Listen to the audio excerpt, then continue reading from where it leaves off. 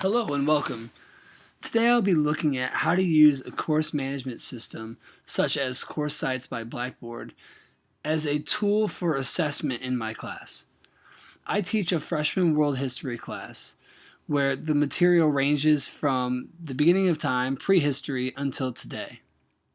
In order to get a lot of things accomplished, there are times where students need to do things at home and then they come into class and we can review them or do an activity concerning the material. So one assignment that I'm asking students to do is in regards to the Russian Revolution.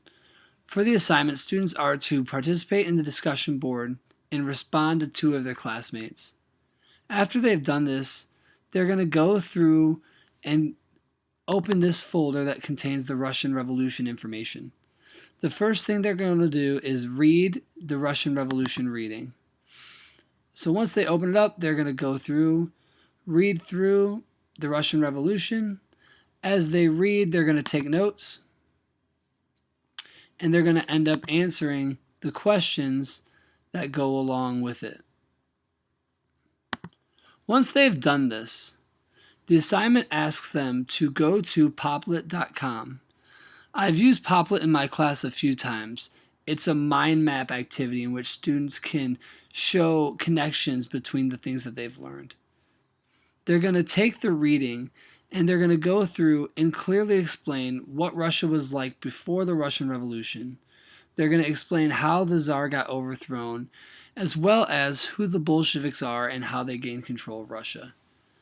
By doing this, I am going to be able to see how they read and how much of the information they gained and how much they understand it.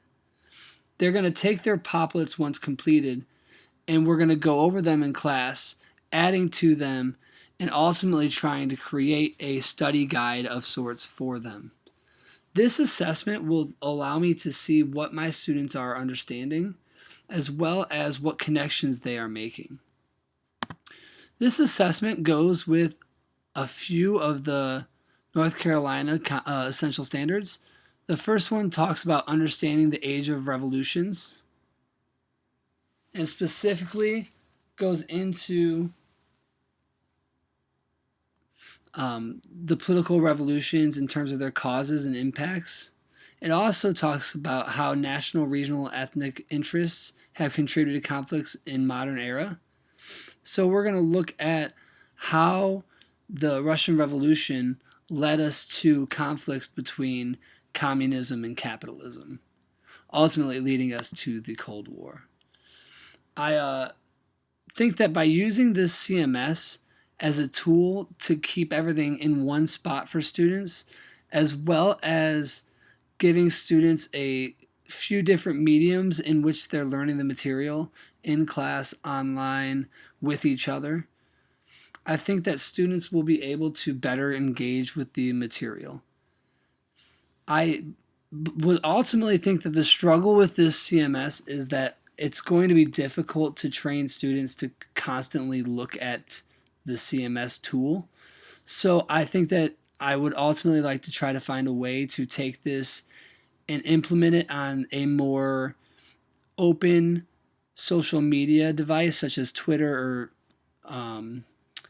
Instagram or something along those lines, where students can tweet what the assignment is in class, and then they will have a constant reminder to check their CMS tool.